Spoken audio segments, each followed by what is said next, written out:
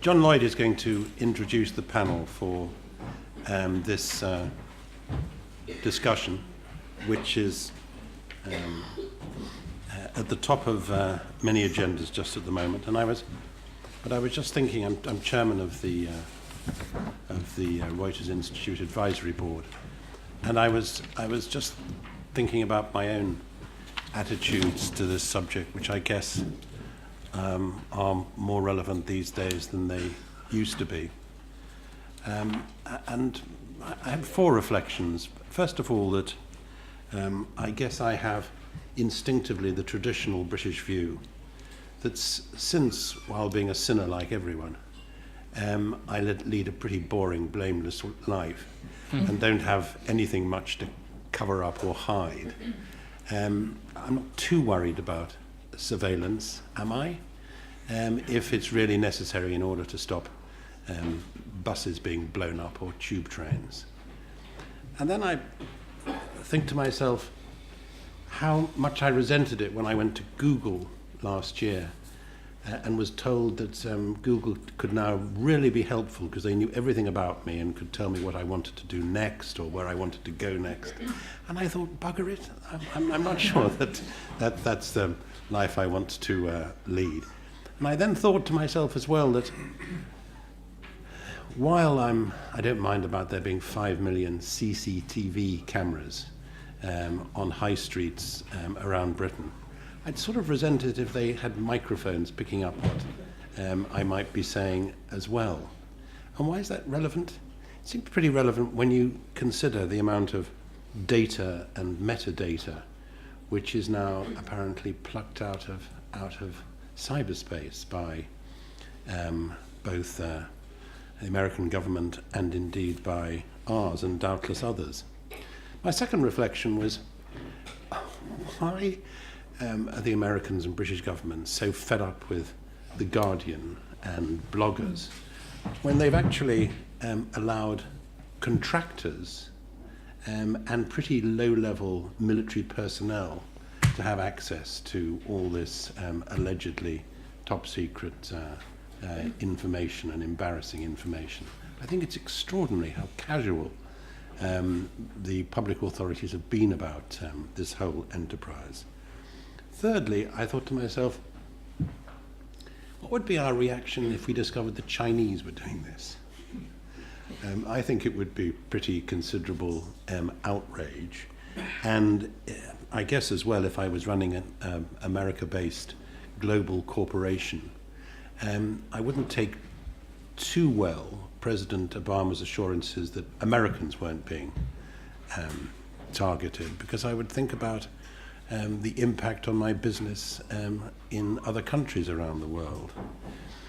And finally, it does of course raise issues which are of concern to anybody associated with the traditional media, which is how we cope with digital journalism in the next few years, and how we can conceivably apply the same constraints. There's somebody on the editorial staff who's got a friend who works for MI5 and can take a reassurance, or somebody who knows somebody who was at school with somebody from MI6 who can do the same. I mean, that doesn't work anymore, and it's not going to work anymore. So with those rather incoherent reflections of a 69-year-old whose views about the digital world are all that you'd expect from a 69-year-old, over to John. Many thanks for the incoherence. What we're discussing tonight, as Lord Patton has said, is something which is terribly important to journalism, and journalism has got lots of important things to discuss now because we're at a terribly existential phase of our existence, and we who had for most of our lives defined other people's important things are now having our important things defined for us, or we are trying to define them for ourselves. And one of these clearly, and there's few more important things than this, both for journalism and more broadly for the state we're in, and that is the nature of security at a time when, as Chris Batten has said, the amount of surveillance by both private and public entities has never been greater. And the specific issue, as you all know, is that Edward Snowden, an American contractor working for the NSA, has released or has brought out huge amounts, thousands and thousands of highly classified files, which have in part been released and in small part been published mainly by the Guardian in this country and the New York Times in the United States, also by Le Monde and other newspapers elsewhere. And that has occasioned a huge debate, both in society and in journalism in particular. It's caused the political leaderships of both the United States and the UK to get very angry. You saw a week or so ago in the UK, the three leaders of the main secret services in the UK appear before a panel of MPs and say that this was very, very serious, that Al-Qaeda would be rubbing its collective hands in delight at what had been released, and that therefore the Guardian and New York Times and others had been close to treacherous in allowing this, in reprinting this stuff. So these are the questions which frame this debate tonight. We're going to have we have four people to discuss this, and once they have laid out their stalls and had a discussion among us, we'll then come to you and to have a more general discussion about this issue. On my right is Iain Mathewson, who has been a senior official in the Foreign Services for all of his career, I think, certainly most of it. On my immediate left is Michael Parkes, who has been a foreign correspondent, foreign editor, and editor of the Los Angeles Times, and has now declined into academia, where he's a professor of journalism at USC. On his left is Sylvie Kauffmann, who's the editorial director of Le Monde and has been a correspondent in Eastern Europe and the former Soviet Union for a large part of her reporting career. And on the far left, geographically only, is John Micklethwait, who is the editor-in-chief of The Economist. Each one of these will speak in the order I've indicated for about 4 or 5 minutes, just to lay out their stall about the issue, and then we will have a discussion among us and discussion among you. So first, Iain, over to you. Thank you, John. Can I do it here? Or Yeah, no, go to the rostrum if you feel better. No, I'm happy to do it here. Well, good evening, everybody. There was a wise man who once said, there are two sides to every argument, comma, including this one. That's why I'm here, as effectively your cuckoo in this nest. And before you hear three other views that will be different from mine, I ought to introduce myself and explain the basis on which I'm speaking. I'm a retired government servant appearing here in an entirely personal capacity. I'm not speaking for any arm of government. Until 2006, I worked for more than 25 years in the British Foreign Service. And those of us here who've lived and worked events, and that's quite a few of the people in this room, are of course shaped by those events. We are to an important extent where we have been. So I'll get that out of the way at the outset. In the 1980s, I served in Warsaw in the British Embassy in the last years of communism. And before that, I was in the British UN mission in New York at the time when the UK rather unexpectedly found itself at war, both in the South Atlantic with Argentina and also, which was even more unexpected and almost as serious, with the then US ambassador to the UN in Manhattan. In the mid-1990s, I was in the embassy in Prague helping new Czech democratically accountable security and intelligence services try to find their feet after decades of communism.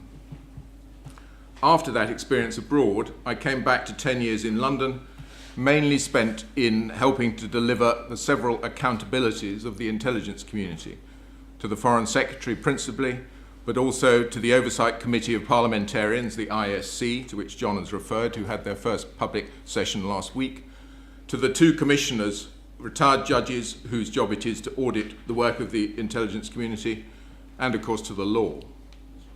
I was also engaged in communicating to the press, mainly the print media, it has to be said, when those accountabilities hit the news media. And that press experience means I'm especially pleased to be able to accept the invitation to join this panel here today at the Reuters Institute.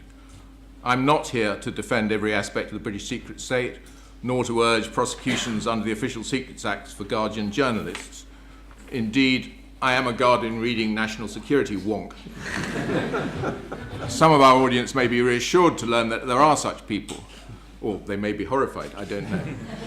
I do start from the presumption, which is not universally shared, that because the state is threatened by opponents who exploit secrecy to do the citizens harm, the state is well advised carefully to deploy secrecy in response, the better to protect itself. A capacity to collect secret intelligence, including signals intelligence, seems to me a prudent insurance policy for a state such as Britain, whose reach remains global and whose prosperity depends on the strength of its network around the world. Clearly, however, that capacity needs to be accountable and to command public trust. When that trust is threatened, as it certainly is today, it's all the more important not to lose our balance when we try to restore it. So I'm sure some of you will say, as some of the columnists in these great news organs have already said, that with a shrug normally over the last months, spies spy. Well, yes, they do, but I would add that they do it because they are asked to by elected ministers, and they do it in circumstances that governments can oversee and approve. I'm talking about the United Kingdom, but this goes for other Western countries as well. Nobody I knew in the intelligence community at GCHQ or anywhere else wished to live in a surveillance state, an East Germany for the internet age. Nor is the scale of resource for the intelligence community in the UK excessive. It costs annually about £3 billion. That's a lot of money, but it compares with defensive expenditure of about £46 billion and total public expenditure of £719 billion. So the secret world gets less than half of 1% of the total.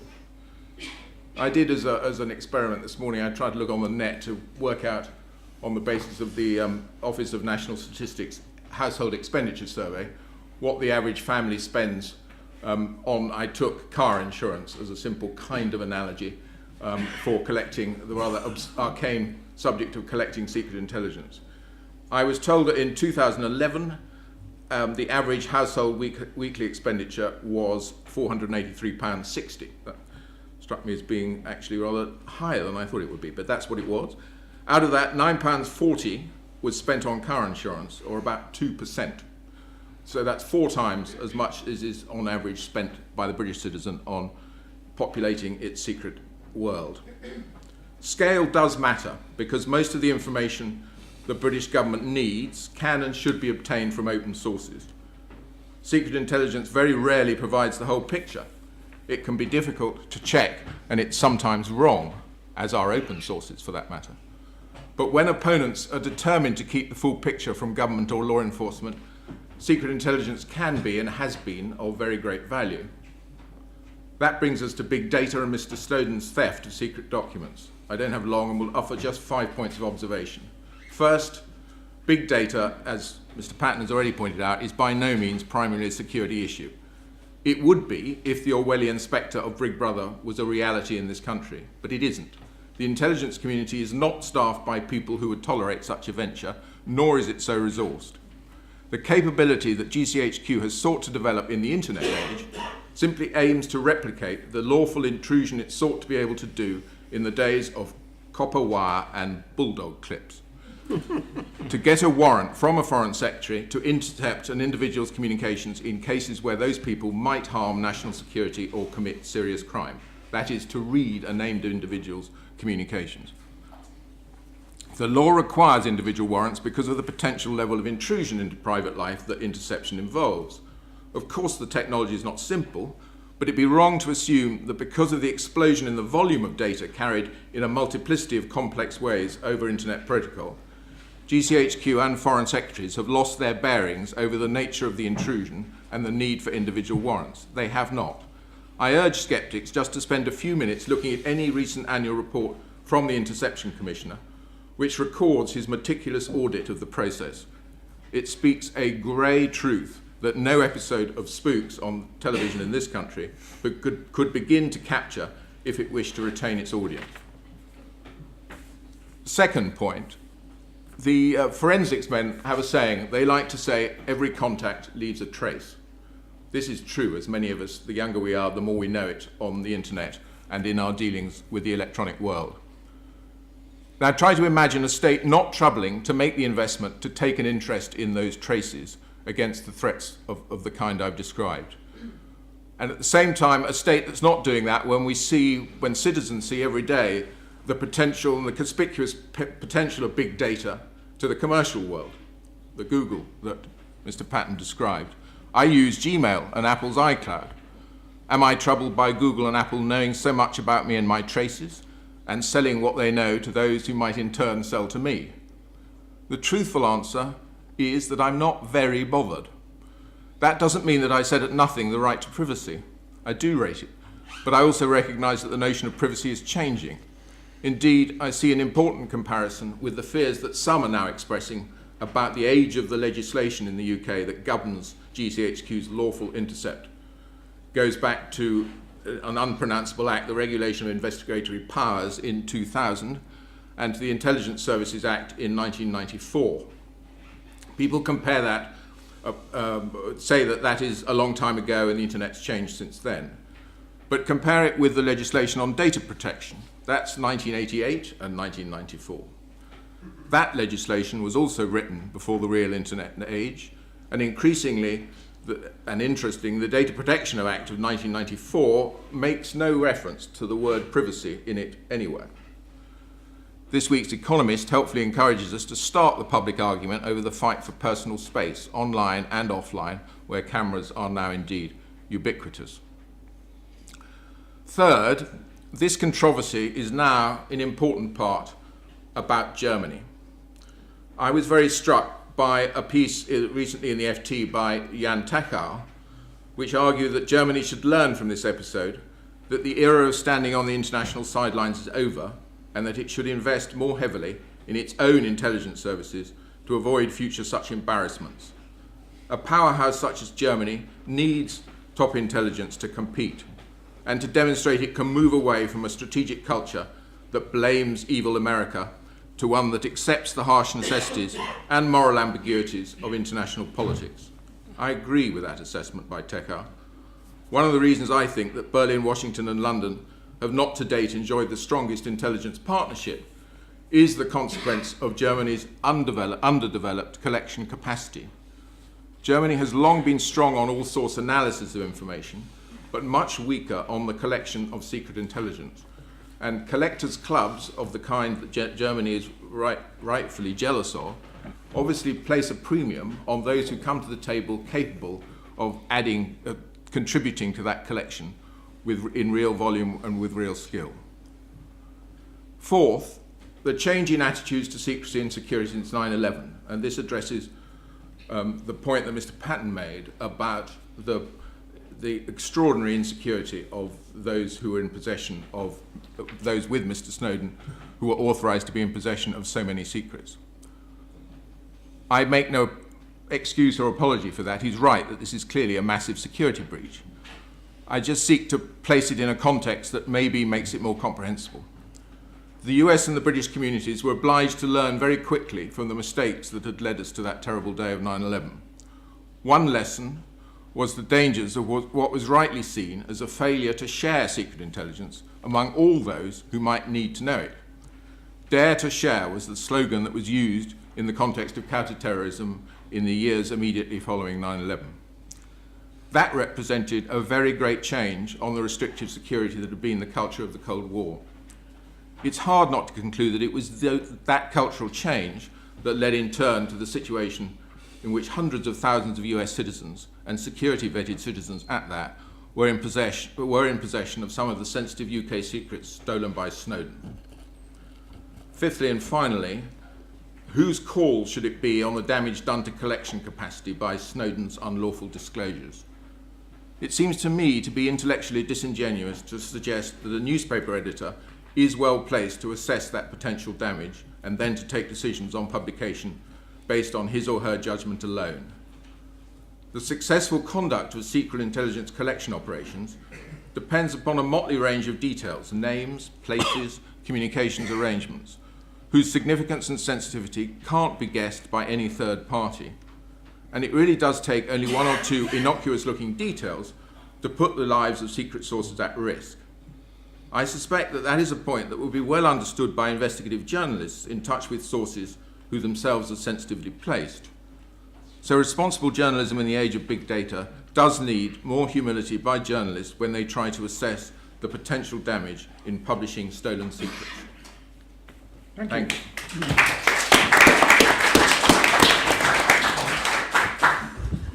That's what happens when you give someone who's worked quietly behind the scenes for many years a public platform. They go on much longer than you. Oh, I'm sorry. However, I didn't put my watch down deliberately. You have got three skeptics on my left, and therefore we indulge you. I apologise. First skeptic, Professor Parks. Well, I too have been shaped by my past. In 38 years in daily journalism, I've been told or learned a lot of secrets, and I printed most of them. There are some I didn't print. When I knew or suspected they were going to put into danger the life of a source, or the life of an American colleague, a colleague broadly understood to be somebody who is in that capital, like Moscow or Beijing or Cairo or South Africa, Pretoria, put that name and put that person in danger. So I believe secrets are publishable. And when The Guardian started publishing the Snowden materials, I kind of shrugged and said, so what? It's a story. It just confirms what spies do. They spy. And then we saw that it was metadata. It's just numbers connected to other numbers. And I said, well, that's kind of interesting, but Google, Visa, AT&T know far more about me than the government does. And I don't much care. It's big data. And then there was that titillating disclosure that the CIA was listening to Angela Merkel's phone calls. What were they learning?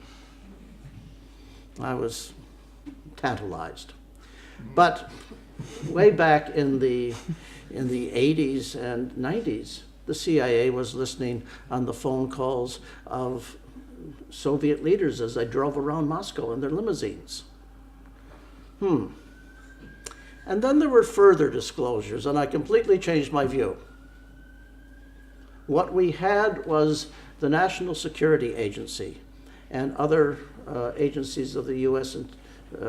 government, intelligence agency, completely out of control. They were doing everything they could, not because there was a need, but because they could. Now, that's a story. Not that the others weren't stories, but that's a story that American journalists need to pursue. Where were we? Where was the press? Well, I can report that the press had been there, but didn't have Mr. Snowden. I can point to Jim Risen and Eric Lichtblau of the New York Times and their reporting on the National Security Agency's eavesdropping program. I can point to Dana Priest's series in the Washington Post on the secret U.S. government, a great series that sank without a trace. I can point to Time Magazine's whole issue devoted to secret America that aroused no concern. So I've got one question. Do we care? If not, why not? If so, what do we care about? One more question.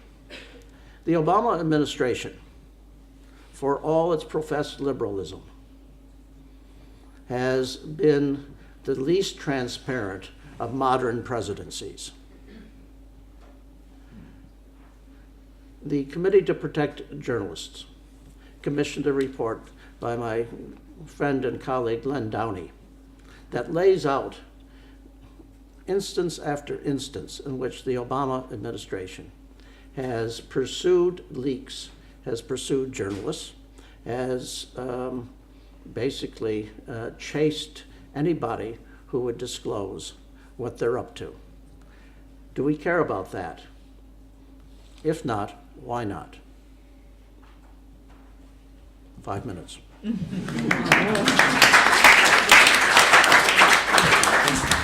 Thank you very much, Michael. Sylvie. So I will bring a French perspective, or I will try to. First, just one thing. I think regarding what has been said before, I think spies and secret agents are to keep things secrets, and journalists are to bring things into the open. So, of course, there are some limitations, and I mean not limitations, but there are things that you take into account, as Michael said. But we come from two different perspectives, so this is something basic. Regarding France, French these days debate a lot of things, taxes, immigration, school system, shale gas, whatever. National security is not one of them. There is a consensus in France.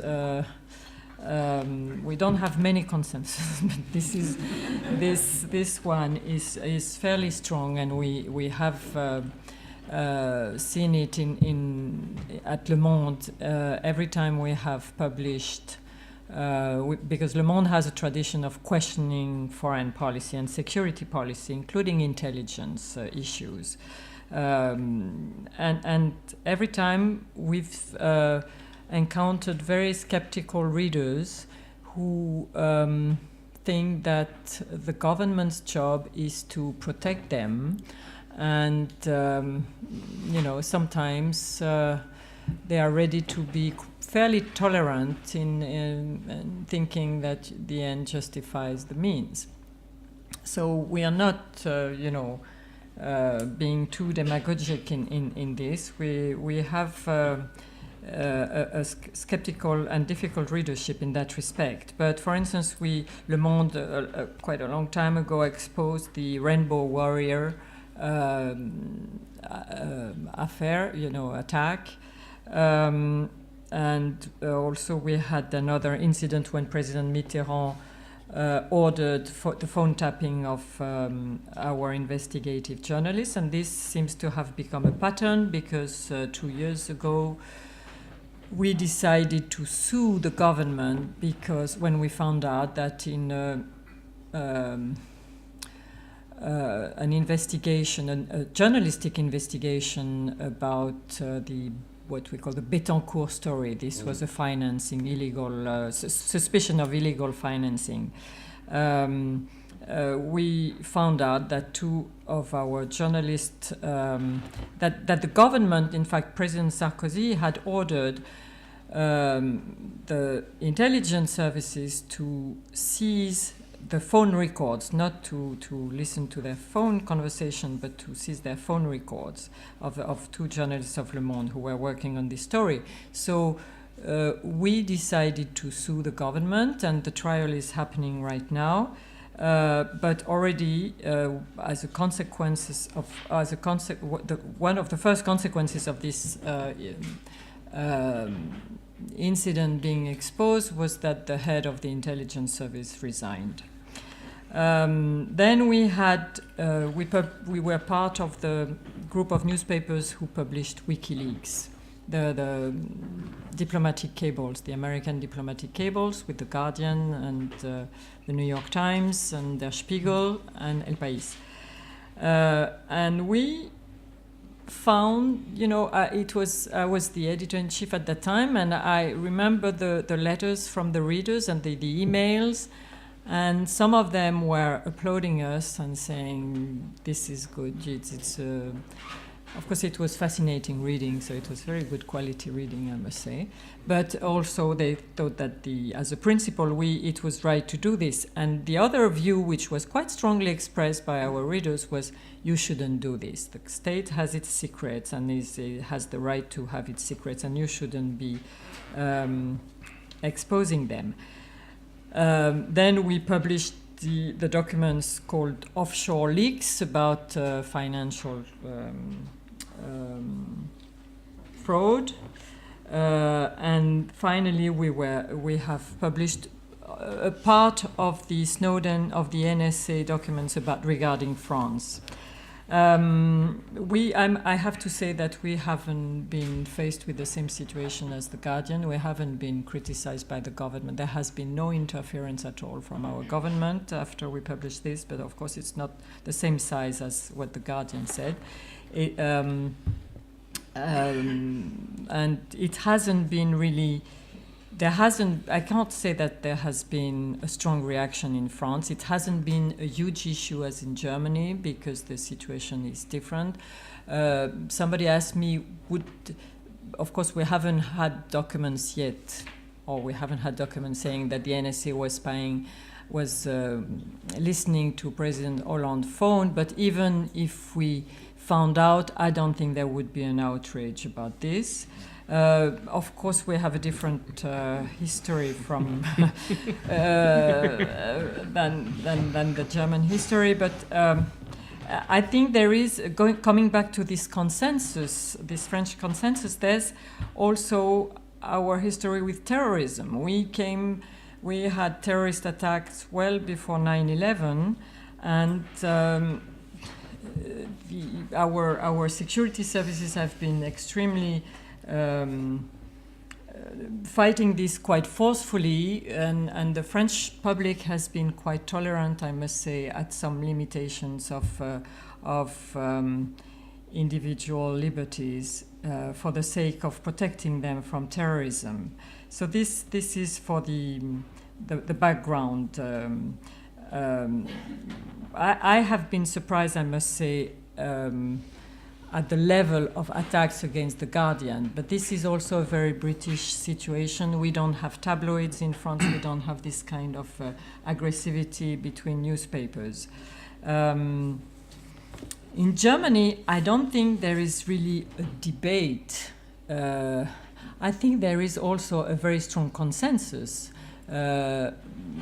But it's different from the French. It's at the opposite of the side of the French consensus. I was talking to a German colleague this morning, and he said that it is extremely difficult at the moment in Germany to be heard if you are not part of this national outrage about what the Americans have been doing in terms of surveillance of Germany, of massive surveillance of Germany. Now, was it worth it to expose all this and to publish all these documents leaked by Edward Snowden? Of course, yes. I have not a single hesitation about this, and I must say when Alan Rusbridger, whom I've been working with during the WikiLeaks publications, called me and asked me, as he did to many editors or former editors, to support him, I didn't have a single second of hesitation. I wrote that couple of paragraphs very easily to support the Guardian's decision to publish those documents. Why? Well, first, in terms of consequences, I remember when we published the WikiLeaks cables, we were also told that we were putting lives in danger, that there would be terrible consequences. I don't think there have been. I mean, a couple of American ambassadors have been called back. I don't think this is too dramatic, but I haven't heard of people being killed or disappeared or executed because of the WikiLeaks cable. So maybe some sources were lost, but again, I think it was worth it, and again, it was worth it for the NSA document, because what have we learned? It's not so much the spying, it's the data collection, and I agree with what has been said about this. It's the scale of these big data collections without any democratic control, without any information, is just mind-boggling, and it had to be exposed. And the consequences are already extremely strong. I mean, these are very serious consequences for the United States. People have taken the measure of the unchecked power of intelligence gathering, and this is healthy. I think it is healthy that people are aware of it, and that there will be debates in America, there's already a debate, and strong debate. It also has a lot of quite strong consequences for and that's on the business side for the American internet companies. This whole affair is raising a lot of questions about the governance of the internet, about who controls the internet. And we are all happy users, of course, of this extraordinary, innovative companies. But there is a structure, a world structure of this of how internet is managed and controlled, which is not healthy. I think when you learn that AT&T has collected 10 million. Okay, please. Yeah, I'm finishing. $10 million a year to give phone records to the American administration. I think there is something wrong there, and that the question has to be raised. So now we have a situation, and I will finish with this, where Brazil is trying to, relocalize its data. There's a bill being discussed in Brazilian parliament at the moment. This is a worrisome development. Deutsche Telekom is wondering whether they should create their own internet, a national internet. Well, the fact that all these questions are being raised is in itself healthy, and it justified the publication, I think.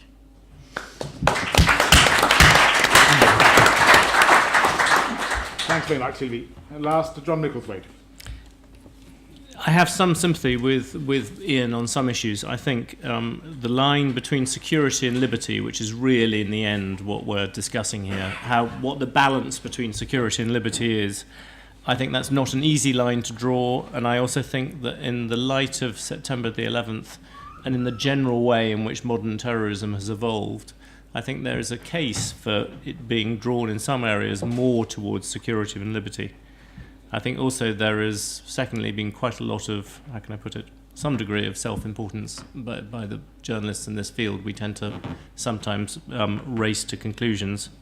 And thirdly, I think there is a great deal of hypocrisy from some governments, particularly on the Merkel issue. I think, as Iain pointed out, the Germans, it is correct. I think they should spend at least some time more on foreign policy. On the French, despite my long friendship with Sylvie, I think the French astonishment at the idea that the Americans were bugging people's phones was only that they'd managed to get bugs further than the French had managed to put their own. Indeed, there are rumours of the two clashing behind walls as the two try and find each other. So I take a lot of that with a breath of salt. However, I think on that liberty versus security barrier, I begin to swing back towards liberty on several counts. The first is, I think that big data, or whichever name you tend to put to this, that is a kind of game changer to some extent. And I think that is a big deal in terms of the amount of information that can be gathered. I think this week we have a cover which is not about governments, it's actually about you. There's a lady there with a camera at the moment, and many other people, that we will each have small cameras on us fairly soon, which will be able to track pretty much what we all do all the time. You combine that with face recognition technology, and you end up very quickly with a world which effectively is quite easy to do, where when you wander down the street, you will be able to be told, that is John Lloyd there, that is, every face will be recognised and it will be told. And I think that puts the onus slightly on those people who care about liberty to start fighting back a bit, particularly from the point of view of the barriers. I think there's a fundamental need to go back to some of those sort of 19th century and 18th century authors about what exactly liberty meant. If you go back and read what John Stuart Mill was talking about, I think those are now actually quite relevant thoughts. So that, I think, is a second thing.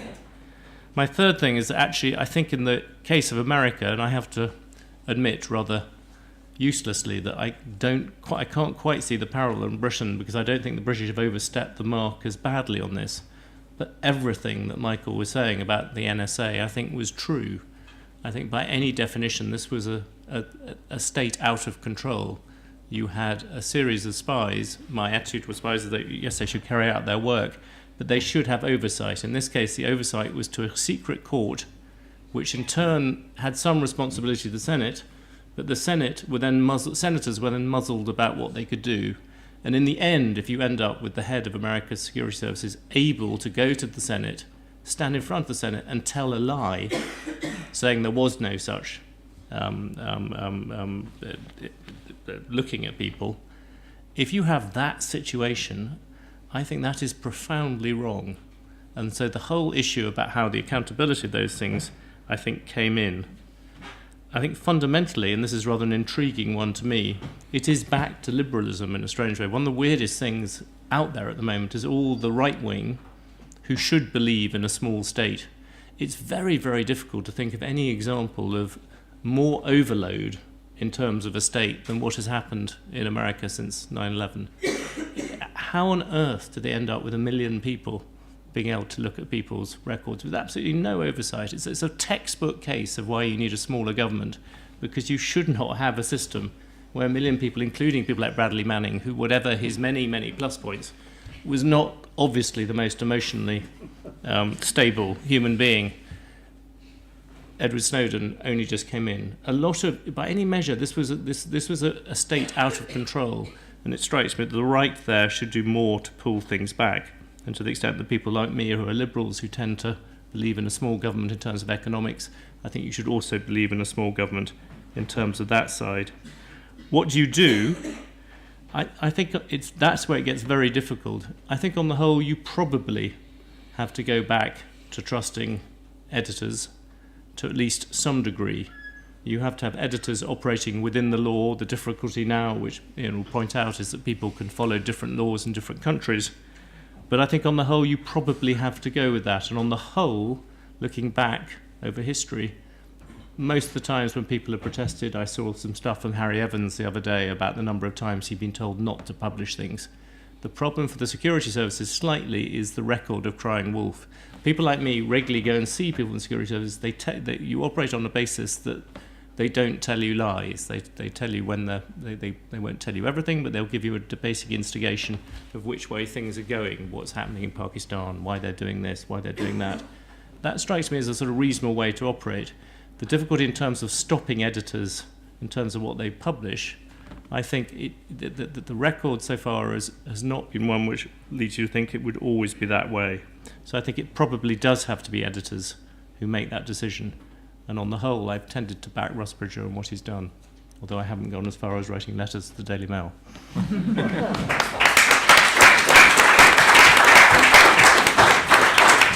Thanks very much, John. Let's start the conversation, and let me start it off by poking at Iain slightly. First, it's not so much putting you on the spot, but it's more a question of what we've been told, and that is, and you alluded to it yourself, that everybody's doing it. As John said, the French were only upset that they hadn't done it first. They hadn't got to the famous Merkel How do you know? mobile phone. Good point. We might put that one to So is everyone doing it? And is it just the case that the Americans have got much more technology and the British have got a bit more technology than everybody else, which allows them to do it more comprehensively, but actually everybody is doing it or wishes to do it? Is that the situation?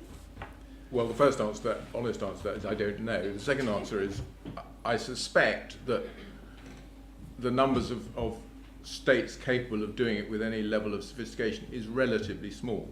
And you're talking about China's and Russia's and France and the United States and Britain. I mean, fairly few states, for example, have separate foreign intelligence services, which Britain does, the Americans do, the Russians do, the Chinese do, but there aren't that many, the French do. So when it comes to signals intelligence capability, I simply don't know and wouldn't like to speculate beyond those more general observations. But you're right that big powers like to be better informed when they come to make heavy-duty foreign policy decisions, and there's no question that much of the agenda since the end of the Cold War, after a quiet period at the beginning of the 90s, once the Balkans flared up and the question of proliferation of weapons of mass destruction became a major issue, and then terrorism, that those are all subjects on which open sources by themselves are not going to provide as much light as you need as a state with the power of the United States. And however much, I must throw in, however much we're right to be alarmed by what the United States have managed to achieve with the NSA, I think watching the news pictures yesterday of what that aircraft carrier is doing off the Philippines, we need to remind ourselves that the American capacity, the scale of the American commitment globally and its defense commitment is so huge and so dwarfs everybody else's. They've got 10 of those aircraft carriers, I think, in current service. They're like enormous mobile airfields with helicopters in numbers that just take your breath away, able to deliver humanitarian aid to the most ghastly circumstances. And it seems to me, if we forget that side of the American capability and simply focus on the NSA, we're making a terrible mistake. In our case, going back, in the UK's case, and John Micklethwait was fairly clear that we are less in or should be less in the dock than the United States.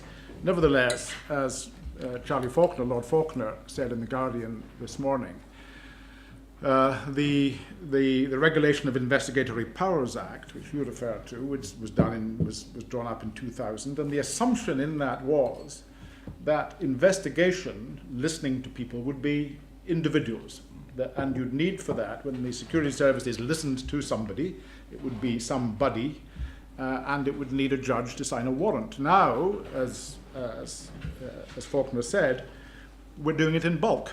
We're bulk buying, or the security services are bulk buying, and therefore, in a sense, they're operating outside of the law because the law hasn't caught up with them. Is that fair? This is a very difficult area. I don't think it is entirely fair. It's a question of the haystack that was described by Iain in the public session, and the ability of GCHQ to be able to interrogate bulk data in order to do the more intrusive surveillance of actually reading the contents of the communications. What is not happening, I am absolutely sure, is that people are sitting in Cheltenham reading this bulk, doing the mass surveillance as it's described by Chris Huhn and others, in terms of reading everybody's emails and everybody's correspondence one by one until they happily come across a terrorist and think, we can do something about that. What they are doing is reading very small numbers of content against individual warrants signed by a foreign secretary, but in order to be able to get at that content, they are, if you like, downloading or making available to themselves massive quantities of data that they can then interrogate for this more detailed interrogation when they know that that is the place in the haystack to look. So it's a question of mastering the haystack, if you like, and being able to get into it. That is what they have done, and it may be that there wasn't adequate public discussion of that at the time they were doing it, and of course the scale of it, because of the scale of data now, is so huge. It's a troubling fact, but what it isn't is mass surveillance, I think, of the kind that some of the media are trying to conjure up, of the sequential reading of everybody's emails one after another. That's not happening. Last question to you. As we said, the heads of the three main security services appeared last week before the Parliamentary Committee on Security. Actually, Faulkner in his interview this morning cast some doubt on whether or not they were being wholly accurate. Not that they're lying, but he did cast doubt, and others have cast doubt, on the lengths to which they went in order to say this was a disaster. Are you are you sure that what they said, this is a disaster, that Al-Qaeda is rubbing its collective hands in glee, all of that is right, do you think? Or were they over-egging it a bit? Well, again, I don't know that because I'm not party to their secrets. But from my knowledge of those agencies and of the world in which I worked, I think it is unlikely that they may be, I think it's most unlikely that they are over-egging it. And again, I come back to the point that unless you know the operational details of the particular operations that might be compromised, you can't, from a distance, make a judgment about how damaging that is. That seems to be, just to go over to the three editors, that seems to me to be the core of it. What Iain Mathewson said earlier was, when he was giving his 5 minutes worth, was that it's intellectually disingenuous for an editor, no matter how distinguished, how aware of the secret world, to know what to redact, to know with certainty that what he is putting out in the paper will not be picked up by terrorists who want to harm us and used, will not contain a nugget of knowledge which would help them. What do you say to that? Can you be absolutely certain that your judgment is right, you who don't know, haven't worked in the security world? The short answer is no. However, we can exercise prudence. I think that's what it comes down to. The short answer is no, won't know everything. Omniscience is not allowed any man, let alone the security services.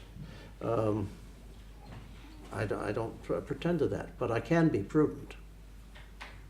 But prudent on the basis of what, Michael? Prudent on the basis of knowledge? Prudent on the basis of an understanding of the secret world? Prudent on the basis of experience, of knowledge that our reporters have gained, on the basis of the pleas which I took from government agencies not to publish, or not to publish then. I think we can be prudent. Sylvie, what do you say to that? Can you be sure? Were you sure No, when you published WikiLeaks? No, you cannot be sure 100%. But for WikiLeaks, it was different. We did redact a lot of stuff. I mean, we took out all the names, the addresses, that sometimes, there were other indications than names, like the brother or the cousin or the address. We took all that. That was a very cumbersome job to do, and we did it.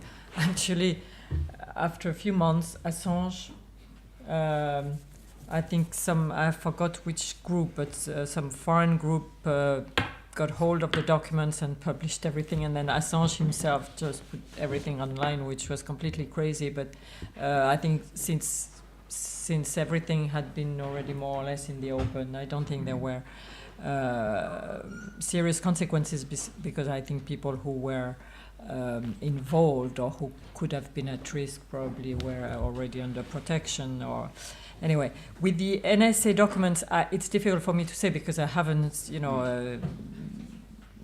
Le Monde only had a very tiny part of it, those related to France, and the whole pack of documents. I have no idea how much, how many there are. But I would be surprised if everything will be published. I don't think so. I think again, probably the people who have those documents are exercising their judgment. And as Michael said, the editor's judgment is based on experience, and I think these are people who really think before they act, editors, and they are not. So it's also part of, as we said earlier, it's also part of our job to bring things into the open, and we weigh the consequences, of course, and I think we do exercise judgment before we publish things. John, you were pretty categorical that in the end the editor should decide. But this is against a context where, the security services, as you admitted, are warning that terrorism is a very real possibility. We've had it in this country and in France and in the United States, and also where the nightmare scenario is constantly brought up, that a terrorist group will get hold of weapons of mass destruction and cause a vast horror. Against that, are you still sure that your judgment, or the judgment of editors who publish these things en masse, is the one that should be taken as the final?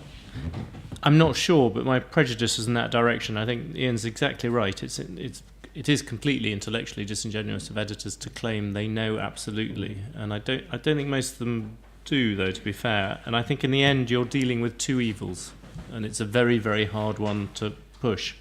On the one hand, you definitely must have the risk somewhere that Alan Rusbridger will let one thing through which could get somebody into trouble. That's on one side.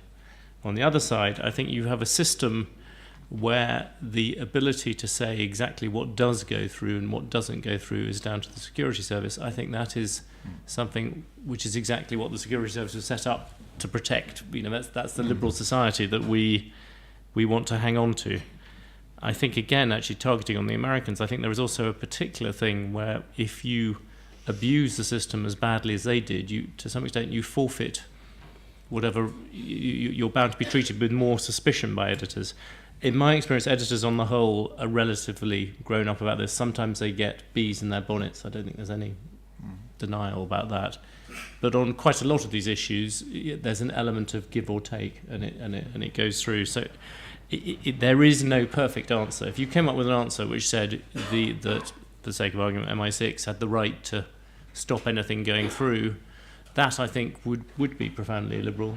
If, on the other hand, you hand it over to editors, they're possibly the least bad option. But as I said, the three of us on this side of the table have a vested interest in declaring that. So, as a least bad option, we should probably let Iain come in to say where we are.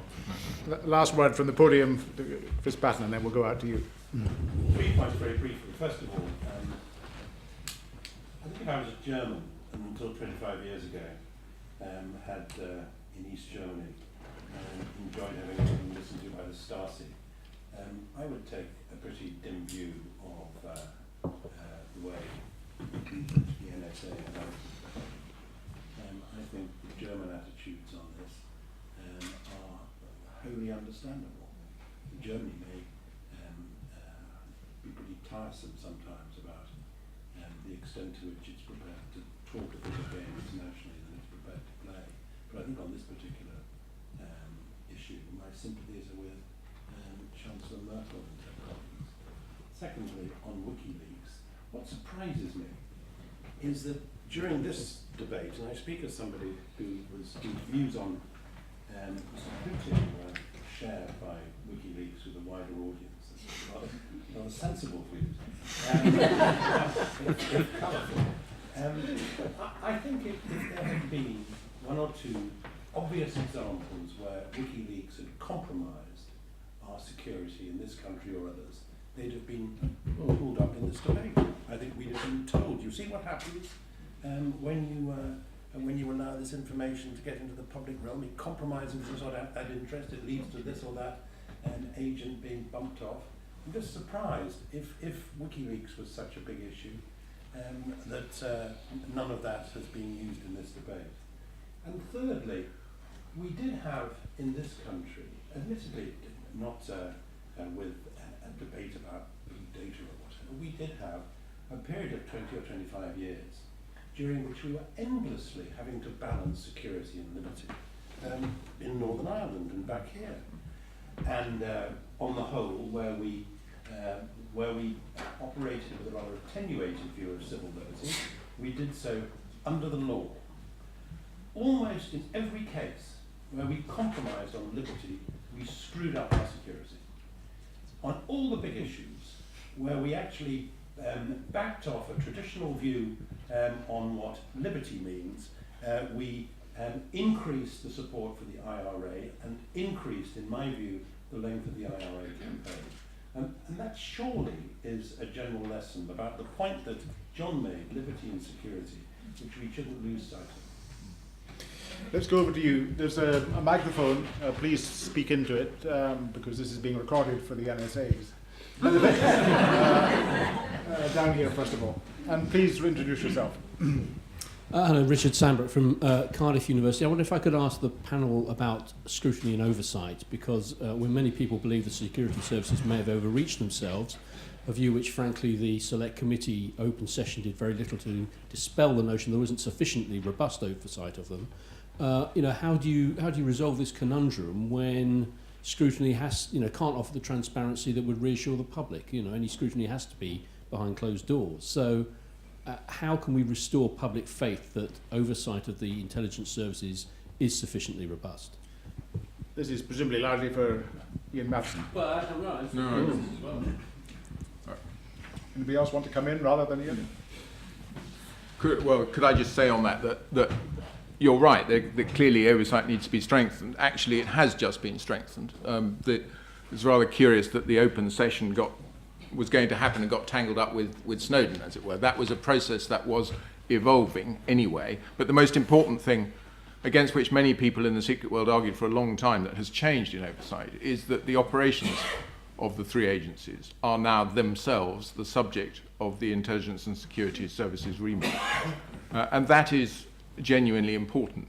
The other thing is that, having seen quite a lot of the oversight in operation through the late 90s and early noughties, it has actually already been much more substantial than the print journalists have given it credit for, and that is readable in their annual and other reports. And I'm very struck, I have to say, by how little read the volume of material provided by our Oversight Committee to the public is, and how little known it is, even amongst those journalists who are obliged to cover it.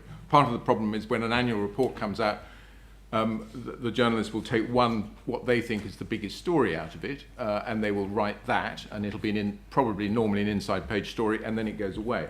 The report is 70 pages long, and there will be 7 or 8 other quite significant criticisms and observations about the agency world within it that do reflect and did reflect significant challenge. You're right, it's got to be stronger, but it has actually been already quite significant. It will become much more significant now that operations are within their purview.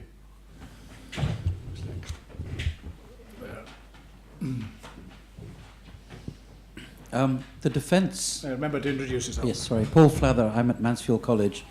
I wondered about the defence. The defence is we need the haystack to find the needle. And it seems to me that this might work as a defence if we collectively, the country, the demos, agree. And I don't think we ever did. And secondly, it works, and it's the point that Richard Sambrook just made, if we had proper oversight, and clearly we haven't, because we've learnt so much new material. It's not the detail, but it's the extent and range of it. And I think that justifies this action by Edward Snowden. I mean, no longer can we say, hang on, everything's under control, gov. That won't work anymore. The elite sort of talking to itself and handpicking the people that sit on the various committees, which happens, I think, in America, Professor Parks. There's a secret committee with, and the people who pick the people who sit on the committee are themselves not very well known, and you don't know who's on it, and all that sort of stuff has all emerged. And this whole thing that's emerged over the weekend about the planting of questions. I mean, that's emerged after the 3 gentlemen appeared before the House of Commons. So that, somewhat the headline today, it's all a big pantomime. If we agree that it's justified, then how we treat Edward Snowden is put into a different light, it seems to me. He's not a traitor, he's more a Democrat, and he's certainly a whistleblower. So you know, one ought to feel very differently. I gather he's very short of money, and perhaps we should have a whip round and send him something. Shall we get some more people in before we come back?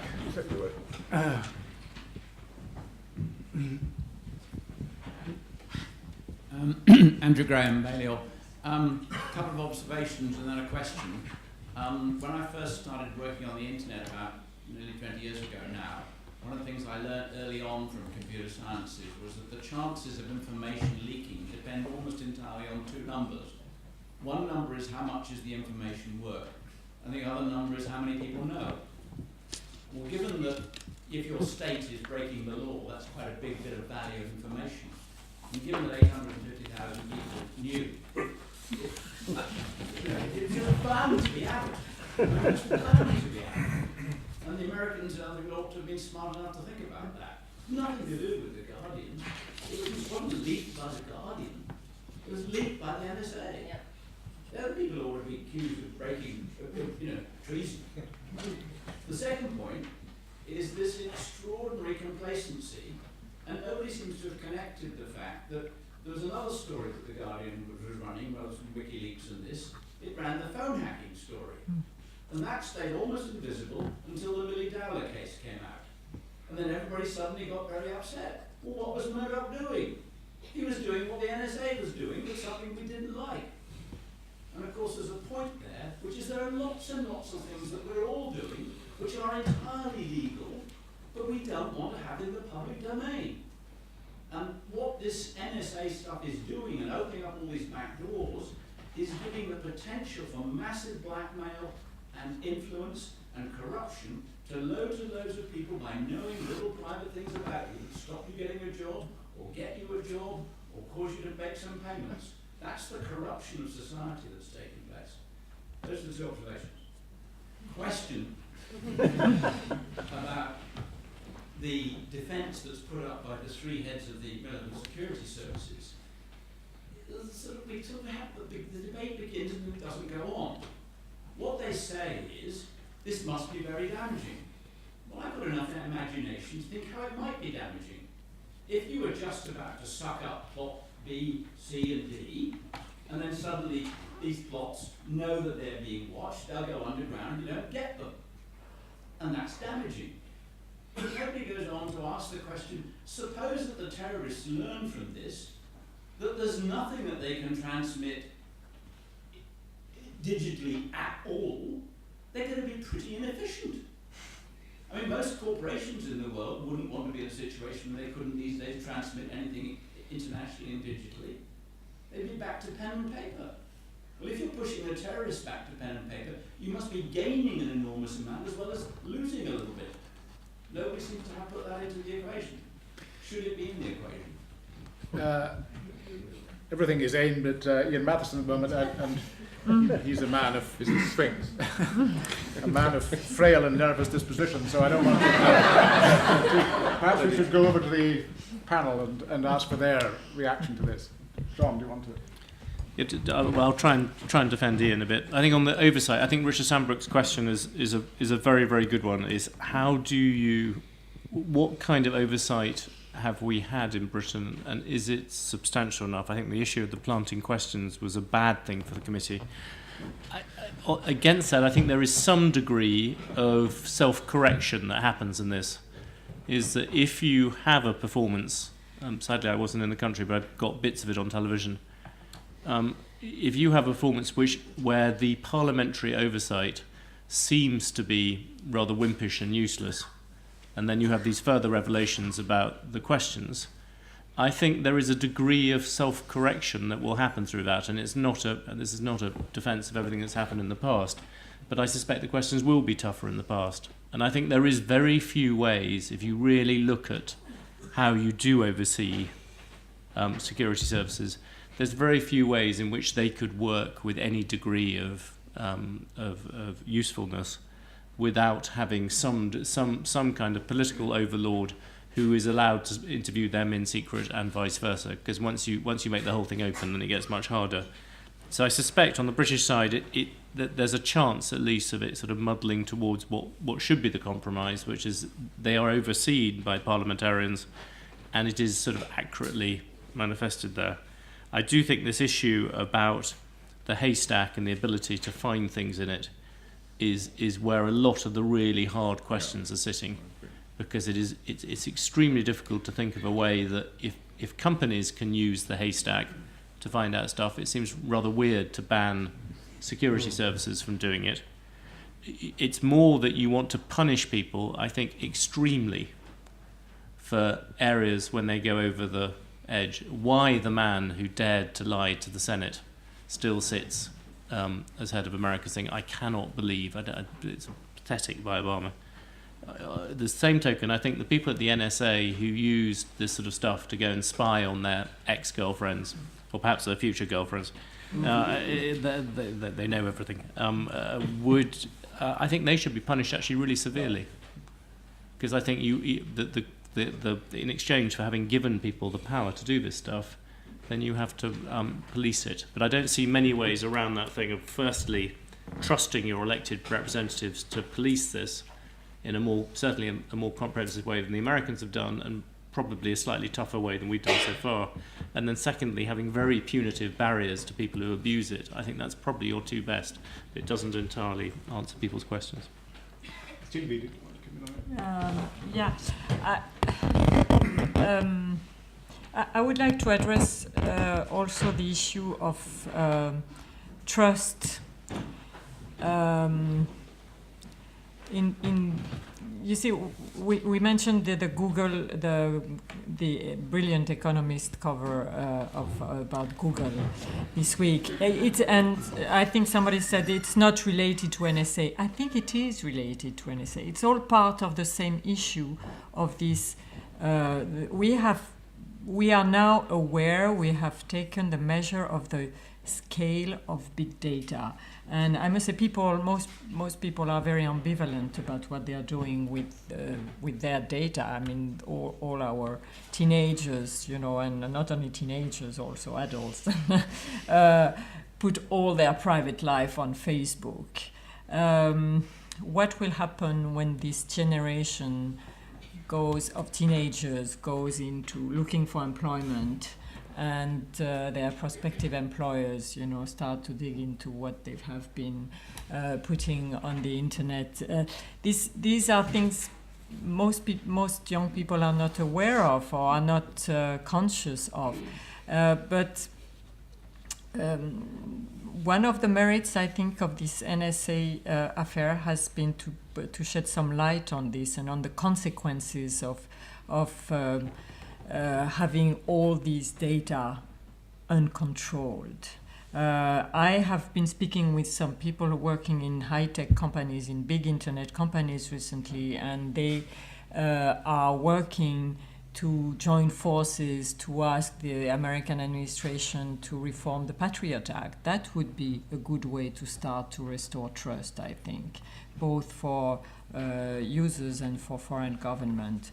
Also, the European Parliament and a lot of European Commission representatives have been and European governments have been trying to get answers from the American administration. So far, there haven't been many answers coming, and I think a more open attitude would definitely help to restore trust also at government level.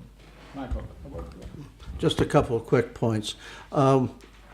Our legislators were asleep. They should have known. They should have been asking questions. And we've seen them on the Sunday talk show saying, I didn't know. If Senator Feinstein of the state of California didn't know, she should be not reelected. If the Republican congressman from Michigan, who chairs the House Intelligence Committee, didn't know, he can go run a bar in Detroit. They weren't doing the job. Last time this happened in a big way, was in the 1970s, and the Church Committee undertook an examination of what the intelligence agencies were doing, and that led to some reforms. Is there public appetite now for reforms? Well, I don't know.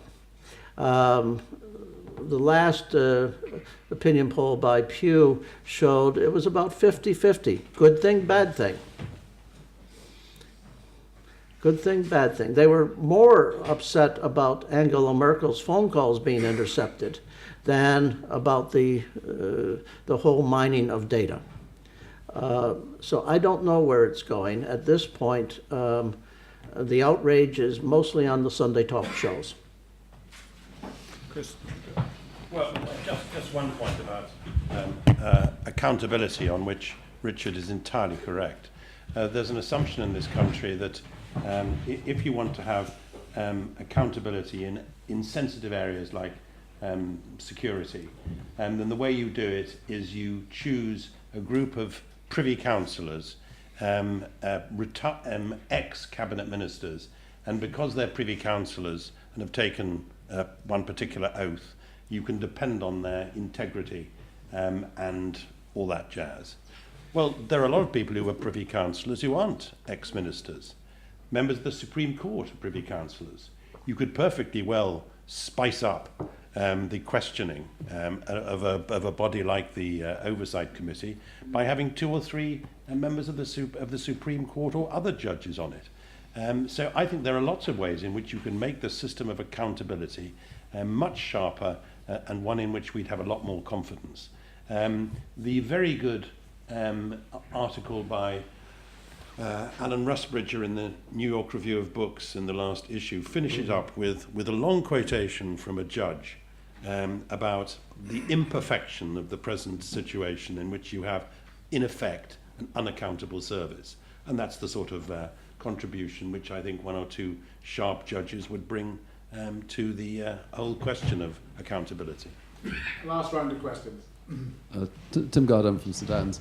I just want to ask both sides of the argument this question.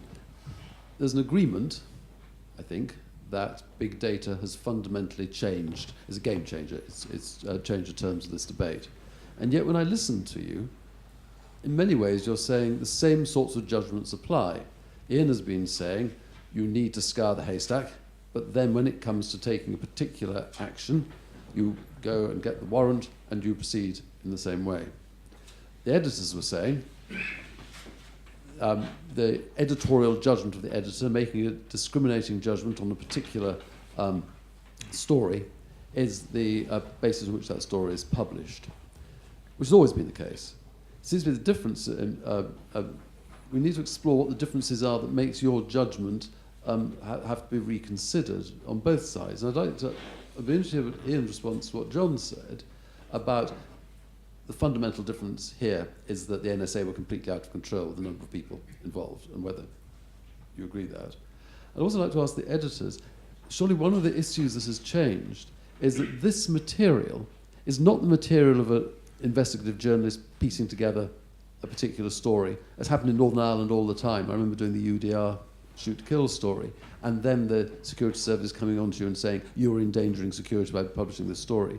You're in receipt of a huge amount of data which somebody else can release, and therefore you're not in control of it yourself. And I'm just interested to know, if you think about it, what are the greater difficulties in making the judgments you now make compared to before? So in what sense has data really changed things from the way it would have proceeded in the past?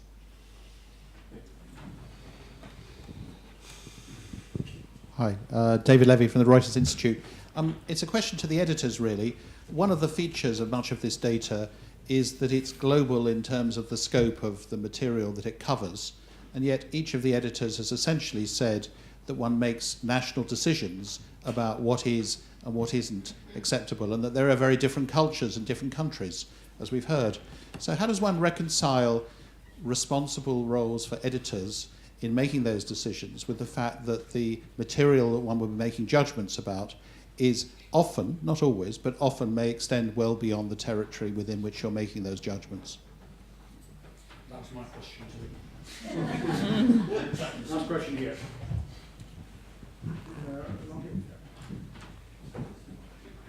Thank you. Keith Burnett from Chatham House. If the responsible editors on the panel won't publish, will new online blogs and other sources publish the next time? Okay, let's go back and in reverse order to who spoke. John, do you want to pick up from any of these comments? Okay, I'll go very quickly. On the international roles, yeah, I think you have to. I suppose the Economist is international, so we're stuck in that. So, but yes, you have to think internationally. The most rather unknown in Britain, but in a big deal in Bangladesh. About a year ago, we published there was a tribunal into horrific war crimes that happened in Bangladesh in the 70s. Mm-hmm. We were given transparently phone-hacked, not transparently, it was phone-hacked material that showed the various people involved who were trying it, talking to the prosecution, with the material sort of obviously coming from somewhere close to the defence but not being clear. And we published that on the basis that we thought that although the people in the dock were not particularly savoury people, they did not deserve that sort of justice. And you have to make decisions about what exactly it was. So I think editors, yes, they should. I think the question about what happens if you don't do it and it goes online, I think in the end, without sounding as if I'm giving up all responsibility for that, I think in the end that's up to you. You cannot control things beyond your control, and I suspect it's a weedy answer, but that's the starting point. Whether that's something which the law should follow, I don't know. I was going to say two things about the kind of issue of all this data out there. The first is that I think we still have not really come to terms with the amount of private data that is beginning to emerge. There's to use two examples involving Sylvie. One is that quite a long time ago, a day apart, two children were born in New York, which Sylvie and I were involved, sadly not together, but one being my twins, one being her. By the time they are grown up, the amount of material which will be on them is untold, I think, and the amount of material somebody will be able to search about them. There's a very nice French line, which I hope I'm going to get right, that hypocrisy is the tribute that vice pays to virtue, meaning that when you tell off your children for being useless, for doing things that you yourself have done, it is not obvious you can do that because it's a good thing to do. I suspect that will become much more difficult. The last point I wanted to make, which is I'm not totally backing Iain on this, but I think it's something which people have to face up to, and a number of people have brought up, is that liberty is expensive. It's all very well saying it's very nice we all want to stop people being able to look at you down the street and telling who you are or whatever, all those things.